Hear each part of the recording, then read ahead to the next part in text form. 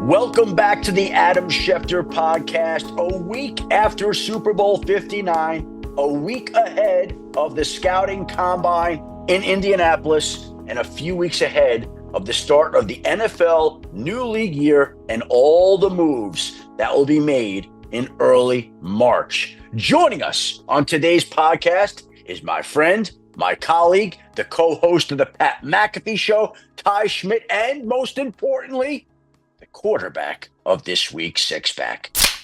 Appreciate you, Shefty. Let's get right into this week's Six Pack and topic number one. Things in certain places kind of have already picked up. In terms of the quarterbacks who are available this offseason, we talked about this a couple weeks ago. Not exactly a marquee class, but when you look at it, obviously Aaron Rodgers isn't going to be with the Jets anymore. Russell Wilson, who knows what's going to go on there. Matthew Stafford and the Rams, that seems like a very interesting situation. So when you take all that into account and the other people who are available, what stands out to you the most about all the QBs that are available? Well, what's interesting is people have said to me, what is the biggest storyline this offseason? And sometimes it's hard to see what's coming, and sometimes we don't know what that will be. But going in to the offseason, I think you have to say unquestionably the biggest storyline is the fact that there are three veteran quarterbacks out there with at least 350 career passing touchdowns in the NFL who now have unsettled futures. That's Matthew Stafford, that's Aaron Rodgers, that's Russell Wilson. So let's deal with them case by case. Matthew Stafford and the Rams, as we tape this Tuesday morning, February 18th, they've been trying to see if they can work out a new contract. And if they can, Matthew Stafford will remain in Los Angeles and he'll remain a Ram, but he's due $35 million this year. None of it is guaranteed. And it's up to those two sides to figure out a number that the Rams can live with, that Matthew Stafford is more comfortable with, that would enable him to continue and finish his NFL career with the Rams. That's the goal, I believe, of both sides. But if they can't figure it out, and if they disagree on what that number is and should be, then that's where the trade scenario comes into play, and that's where teams are waiting to see if the Rams are open and willing to move off of Matthew Stafford. As of right now, that's not the focus. The focus is to get a deal worked out. But as we tape this Tuesday morning, that could change at any time. Talks could go south, and if and when they go south, that means that the busyness that we're talking about, Ty, would pick up dramatically with the potential of another Stafford trade. As for Aaron Rodgers, he's moving on. And here's the thing. It is hard to find a landing spot, an obvious landing spot for Matthew Stafford this morning, Tuesday, February 18th. Now, that could change very quickly. If the Rams couldn't get a deal done with Stafford, if they decided to trade him, a lot of ifs involved, LA would be a logical fit for Aaron Rodgers to me. That would be, he's from there. I'm sure he'd love to play for Sean McVay. That would be an obvious fit. But if the Rams and Stafford figure out a deal, it's a moot point. But that's the whole thing. And that shows you how these things change. Because if somehow the Rams and Stafford can't get a deal worked out, then Matthew Stafford gets traded. Then Aaron Rodgers, in my mind, would be thrilled with the idea of going to Los Angeles. And the Rams could probably get him at a lower cost than it would be for Matthew Stafford. They get draft pick compensation back for Stafford. So you could see where the Rams would say, is that a more desired alternative? Again, number one alternative, re-sign Matthew Stafford. That to me is obvious. But if you can't, now we start to get the quarterback dominoes falling, the quarterback carousel turning, and Aaron Rodgers to me would come into play in LA. I think everybody's talked about Las Vegas and what they're going to do. To me, again, I think that the Raiders would be interested in Sam Darnold. That's a player that makes a lot of sense to me there right now if the Vikings can't get a deal worked out. So we'll see how that one works out. And, of course, Russell Wilson is there in Pittsburgh. I saw Russell at the Super Bowl, and he still thinks, despite the speculation to the contrary, that there's a realistic chance that he's going to be back in Pittsburgh, that he's talked about the future and what this offense and the personnel would look like with the Steelers. He's operating like he's definitely interested in being there. Now, will the two sides work out a deal again? We'll see. What happens if they can't? Who does Pittsburgh go on to? Do they have a better deal with Justin Fields?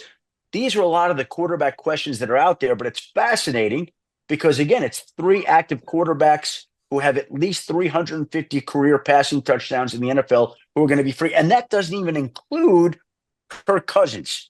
I know the Falcons have said that they are willing and prepared to carry him as their backup. I don't think that's what Kirk Cousins would want to have happen, be a backup. He's going to want the opportunity to play. And just like Russell Wilson wound up being released in Denver, that's what I believe will wind up happening in Atlanta. The Falcons will wind up releasing Kirk Cousins. It'll be one more quarterback out there available. And to me, Kirk Cousins makes a lot of sense reuniting in Cleveland with Kevin Stefanski on a team that has cap issues and quarterback money commitments already, where you could pay Kirk Cousins the minimum, being that he's already made his money for it from the Atlanta Falcons, and he could step in and run that Browns offense while they train the young quarterback that they also could potentially wind up drafting in April. I think, yeah, Cousins, that makes a lot of sense. I hadn't even really thought about Rodgers to LA, but the more you think about it, I think if it were up to him, playing on the West Coast would probably be what he wants to do. In your opinion, though, is Stafford is the lead domino here? Whatever happens with him, that kind of... That's a great way of putting it. I think we have to see what happens with Matthew Stafford first. Again, he's back in LA. Okay, now we're back to a kind of a sort of sane, stable quarterback offseason with a lot of interesting names out there, and we see how they fall. But if the Stafford deal doesn't get done, and if he's traded, then I think everything opens up, including LA opening up for Aaron Rodgers. Without a doubt. So, yeah, that's okay. Well, it's something to keep an eye on. Let's move on to topic number 2, Schefty.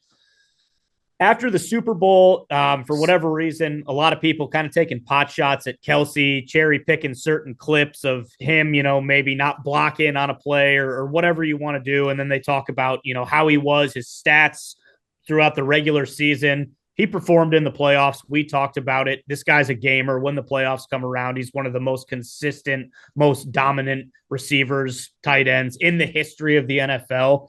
What do you see for Travis Kelce's future? A lot of people saying retirement. He said, hey, listen, I could play several more years. I may want to play several more years. Where do we stand right now with Travis Kelce's future?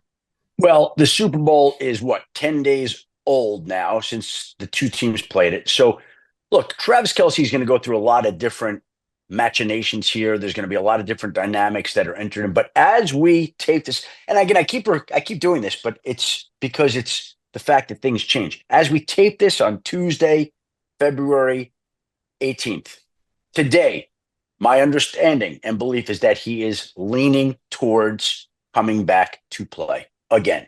That's not how he would want to end his NFL career. Could some movie company or media company come to him tomorrow and make him an offer that would change his mind? Absolutely. Because he's Travis Kelce, he's a superstar, and there are going to be great things that await him after his career. But as we sit here today, Tuesday morning, February 19th, there was somebody that texted me over the weekend, hey, have you heard that Travis Kelce told the Chiefs he's coming back? I'm like, no, I've not heard that. They're like, oh, you might want to check into it. I asked around, and I was told, no, that's premature, but that does seem to be the way he's leaning today. Now, what does that mean today, right? Like, that could change in a week. It doesn't mean a lot to me. Until he makes his decision, there's no decision. But if I had to guess today, my guess is his lean is that he'll be back. But he'll make a decision when he's good and ready. I don't think anybody wants to go out with a Super Bowl loss, but he's going to have so many opportunities to do so many different things that his situation could change. And there have been any number of athletes that I've seen over the years. When the season ends and they make a decision, sometimes they're so tired and worn out that they feel like they need to retire. That's the interesting part already, that we're 10 days out of the Super Bowl, and I'm already getting some chatter, whatever that's worth, that Travis Kelce is leaning towards coming back, but obviously premature, no decision made. So if that's already in the conversation and we're 10 days out of the Super Bowl, I'm going to bet that if nobody steps in and makes some kind of really compelling offer, that 40 days after the Super Bowl, that he'd be even more inclined to play. So if you're a Chiefs fan and you want Travis Kelce to come back, I think the signs are encouraging today, but there's still some things that have to play out before he makes his final decision. That makes sense? Yeah, without a doubt. I'll be honest. I heard all this retirement stuff and I kind of just thought like, well, there's no way. Because I think a lot of like the chatter out there and people who, I guess now when it comes to him too, it's not just sports media, it's everything. It's E-News and Variety and all that with his relationship with Taylor Swift. But he just doesn't strike me as the kind of guy, because I think a lot of people said like, well, he can just, go with Taylor and go on tour. And, she makes so much money that like, that's never going to be a concern anymore. It's like, this guy's one of the greatest football players of all time. I don't think, and again, I go back to, he knows the window he's in right now.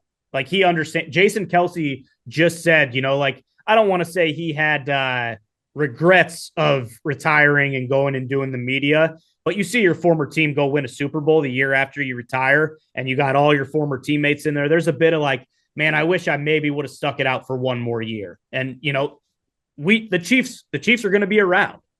Yeah, but listen, Andy Reid's the coach. Patrick Mahomes is the quarterback. They're not going away. Travis Kelce has enough money and has had enough success that he has the ability to do whatever it is that he wants to do, whatever he feels most passionate about.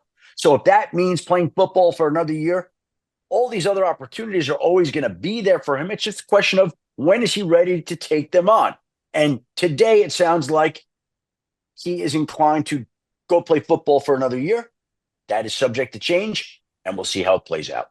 And I would assume there's no sort of deadline from the Chiefs, right? It's going to be, hey, take your time with this. Whenever you make that decision, come let us know. I would say that his contract probably would have to be adjusted one way or another coming up here in the next month. But so you'd probably get some direction. If he is, in fact, leaning towards coming back and he does intend to, I would think that they might adjust the contract accordingly, but that still remains to be seen.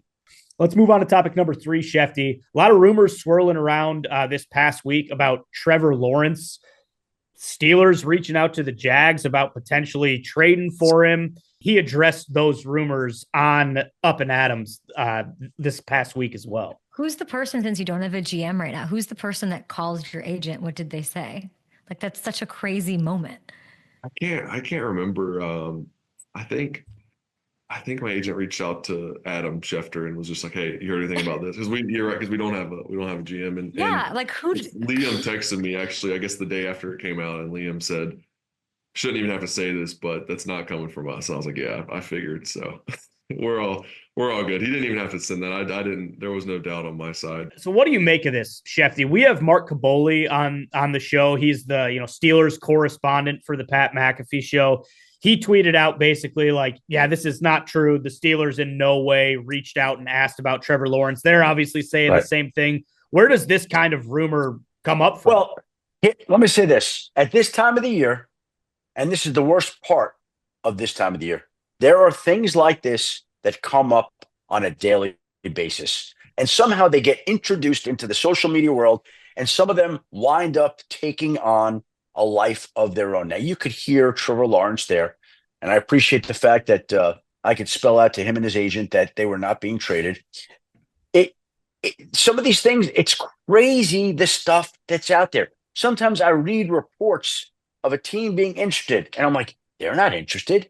Or sometimes I read about a guy going here, I'm like, he's not going there. Like, it's amazing how much stuff is out there and how much of it isn't right. And I don't like to be the one to point out when something's not right if I know it's not right, because, hey, I can get something wrong too.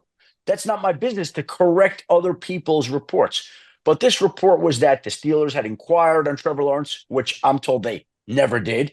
And the Jacksonville Jaguars were taking calls on him, which they never did. And the Jacksonville Jaguars hired their head coach, Liam Cohn, to work with and develop and bring along and turn Trevor Lawrence into the type of quarterback they think he can be. And why they paid him to be at one point the highest paid player in the game, and why they drafted him number 1 overall. They're not trading him. Pittsburgh hasn't expressed interest in him. And somehow this became a story and a narrative that was out there last week, just like there's going to be other storylines and narratives in the next month that are out there that just aren't true. Sometimes stories come out of nowhere. No one sees them coming, a trade. Whoa, I didn't know this team was trading that guy.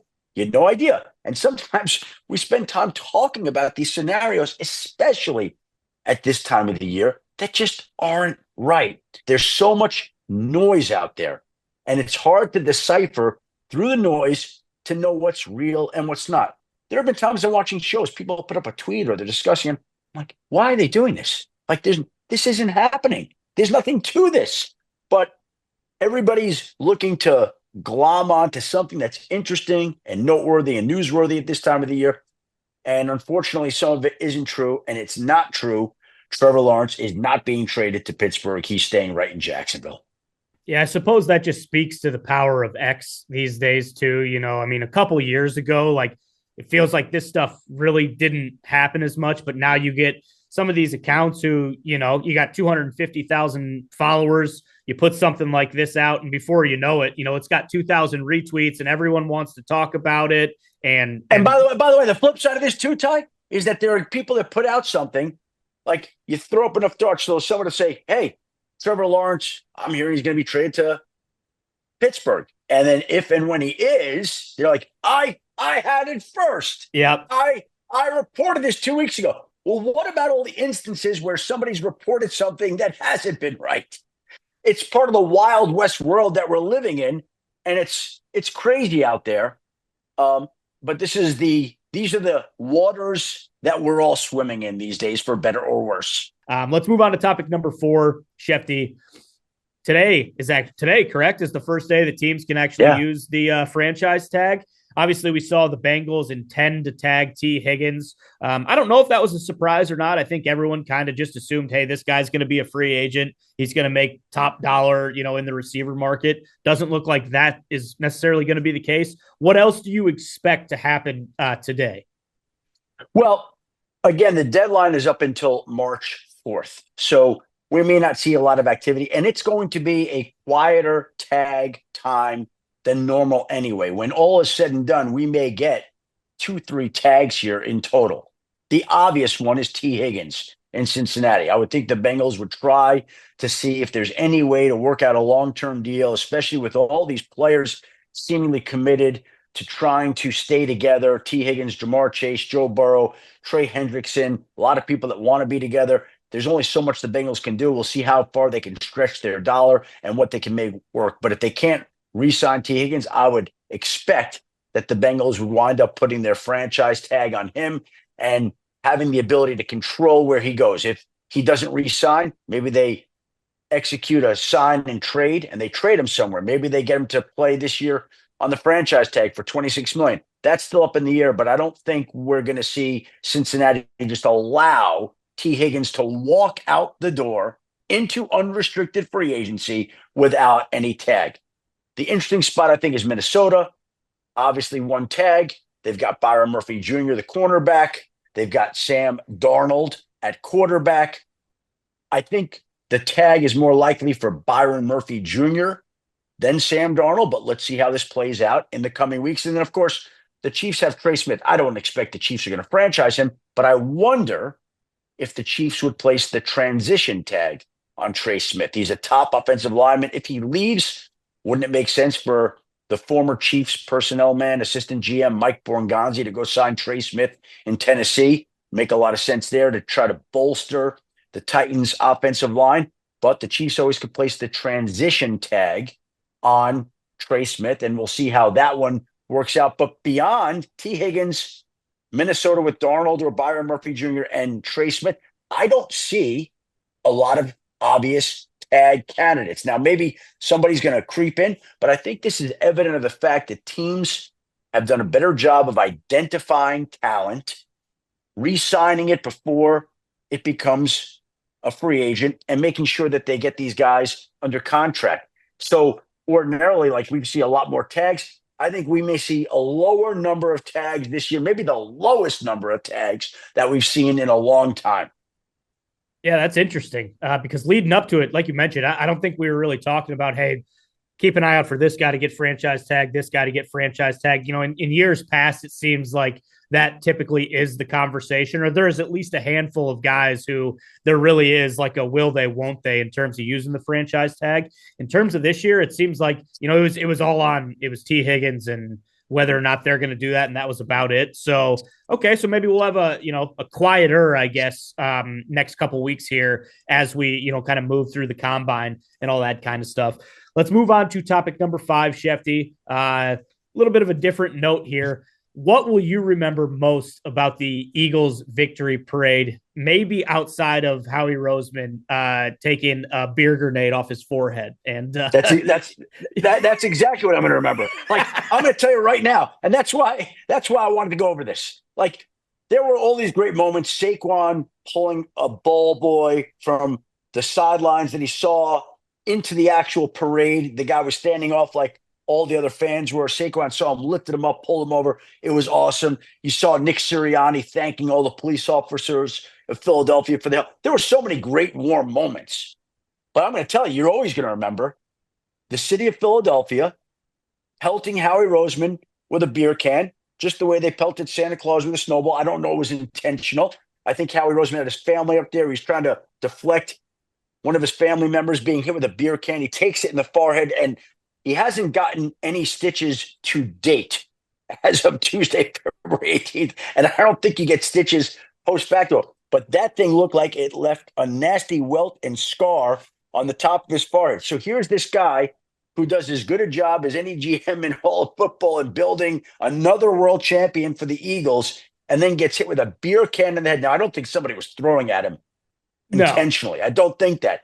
But there's still projectiles here at a parade where there are people, and it's dangerous. So the GM takes the beer can in the forehead, and he gets up there without missing a beat and says, "I bleed for this city." And I just think that now is something that he will always be remembered for. And personally, if I could tell this to Howie, I think he should patent the phrase, "I bleed for the city." And they should make a line of T-shirts and a line of sweatshirts and have everybody wear those "I bleed for the city" memorabilia. Like that to me is an obvious one. And so you can talk about all the moments you want, but Howie Roseman bleeding for this city is something that we will always remember and talk about when it comes to that Eagles. Probably, you going to remember anything else above that, Ty? Think about it. No, absolutely not. I mean, I think, all of these parades, you don't expect something like this, but obviously, like, fans are hammered. They go out, they're out all morning, they're skipping work, they're drinking, they want to enjoy it because you never know, it could be a once in a lifetime, moment. Same with the players, they're up there, but I mean, it is, Philly's going to show out for something like this. That's what they do. And for those who missed it, there's a picture of it on my Instagram account at Adam Schefter. There's a picture of Howie Roseman getting pelted in the forehead. And my daughter was the one who actually found that picture. I don't know where she did. She sent it to me. I put it up on Instagram. That's a scar. I really thought when I looked at him, like, he's going to have to get stitches for that. Oh, yeah. I thought he got hit in the head with a brick initially when you see it. And then the video came out of him, because it's dangerous. It's dangerous. And like you said, no ill intent. I don't think it's malicious. It's just you get someone down there who's had, 15 beers and Sirianni's up at the front. And it's like, well, coach wants a beer. Let me just fire this one up there. And same deal. You really have to have your head on a swivel in those situations. But yeah, to get up there immediately afterwards, not skipping a beat, and I bleed for this. I mean, he's a Philly legend forever, not just because he's won a couple Super Bowls, but something like that, like working class people, salt of the earth people, like they appreciate that kind of stuff. It just enhances the reputation of Howie Roseman. That's all it does. Without a doubt. Makes him that much more of a hero than he already is. Let's move on to the sixth and final topic of this week's six-pack, Schefty. Arguably the worst kept secret in all of the NFL. We talked about it, ad nauseum for a couple weeks. Yeah. Kellen Moore was going to be the head coach of the Saints, barring some crazy situation. It happened. He gets hired. What stands out most about that entire situation? Well, it had to happen. And we've talked about it here, and I'm going to say it again. There's no way that Kellen Moore wasn't taking that head coaching job. It's just too much money at stake. I don't know where his final number came in at, but I guarantee it's at least 10 million, and it might be 11 or 12. I don't know what the number is, but I'm going to guess conservatively, we'll call it $11 million. He's making $4 million as an assistant coach as the offensive coordinator of the Eagles. And people saying, "Oh, run it back, try again." Well, how do we know that he's going to run it back and try again, that they're going to have the same amount of success. I know they've got a great roster. I know they've got a great offensive line, a great quarterback, great receivers, Saquon, all that. Yes. Hey, you know what? We would have said the same thing about the Houston Texans a year ago, and their offensive coordinator, Bobby Slowick, who was interviewing for head coaching jobs, didn't get one, gets fired this year, and now he's coaching as an assistant with the Miami Dolphins. So when you have a chance to raise your salary from roughly $4 million a year to $11 million a year, when you have a chance to get one of 32 head coaching jobs, you don't wait and say, I'm going to try again next year and see what's out there and try to. There's too much money involved. These coaches, by and large, got 5-year deals. So I'm going to guess Kellen Moore got roughly a 5-year deal. $7 million extra a year. You're talking about roughly $35 million. How are you bypassing $35 million with the hope and idea that you may get another chance next year? You know what? A dozen or so years ago, Brian Schottenheimer turned down head coaching interviews and wound it up waiting over a decade until his next opportunity came along. So Kellen Moore did exactly what he should have done, which was take a head coaching job, double, triple his salary, make more money. And is it a perfect roster in New Orleans? No. Are there decisions they have to make? Yes. I would expect that Derek Carr would be back there in New Orleans because they don't gain much relief in letting him go. By moving on from him, they'd pick up only a $2 million cap savings. So you're going to incur the hit with Derek Carr. You owe him the money anyway. And he's been good enough over time that they should try it one more time to run it back with Derek Carr for a year, which is what I expect is going to happen. I expect Derek Carr is going to be on the Saints roster. He will be Kellen Moore's quarterback, despite the fact that he wasn't fully committed to him during the opening press conference. And Kellen Moore will take his chances with him, knowing that if it doesn't work this year, then they go out and get another quarterback next year. But Kellen Moore is the guy. He had to be the guy. He had to take the job. He did take the job. And now he gets to go from coaching a world champion to trying to turn the Saints into a world champion. Hey, Ty, how about the fact, I'm just curious, this past Sunday, you're off, no games. Yep. What'd you do on your first free Sunday since Labor Day, basically? Well, my wife had to work, so I had both my daughters home all day. I'll tell you what, that's a bit of a change of pace from, from just, hey, watching football on a Sunday. Yeah, without a doubt. So, but it was great. It was great. It is kind of nice to, I don't know, just, you don't even think about it. Now, I'm not saying I didn't miss football and I wouldn't have watched, a day full of games, but it is just a nice little release where you don't feel like you constantly checking your fantasy team on your phone or, I got to keep up with this. I got to prepare for this for the show tomorrow. It was nice to just kind of take a break and really not do anything. What does your wife do that she works on Sundays, if you don't mind me asking? She is a nurse practitioner. So that's awesome. Yep. That's awesome. Well, what about you, Schefty? I mean, I feel like you really can't get away from it. No, well, it was kind of cool. I'll tell you what I love to do in the offseason on Sunday mornings. I love to watch CBS Sunday Morning, the show like that starts at 9:00 Eastern. And they had great story this week on Edward Norton, who hopefully wins his first Oscar for his role in the Bob Dylan movie. And they had a story about marriages and great story about this divorce lawyer recommending to people that they not get divorced and how he had this 95-year-old guy, 95 years old, that came to him that wanted to divorce his wife because he couldn't take living with her anymore because she was a smoker. 95. Like, this guy's 95 and he's coming to this guy to get divorced. So I love on Sunday morning just having these lazy, leisurely Sunday mornings where I'm watching CBS Sunday Morning. Steve Hartman is an incredible storyteller. Just love watching the show, just laying around, sitting around, not having to go to Bristol, Connecticut, not having to check on injuries, not having to stress about things. Now, I'm sure there'll be Sundays this offseason where there's actual news and things will happen, of course. But it was nice for one Sunday, the first free Sunday since Labor Day, not to have to get up at 4:30 in the morning, not to have to check on injuries overnight, not to have to do any of that, and to just have a nice, calm Sunday morning with my family, hanging out, taking it easy. And hopefully there'll be more of those ahead. Although, Ty, we are about to head into the busiest time of the year. Yeah, right. From the NFL standpoint, The franchise and transition tag window is now officially open. The combine gets underway next week. The new NFL year starts Wednesday, March 12th, although you can start negotiating deals with players, and that's what winds up happening on Monday, March 10th.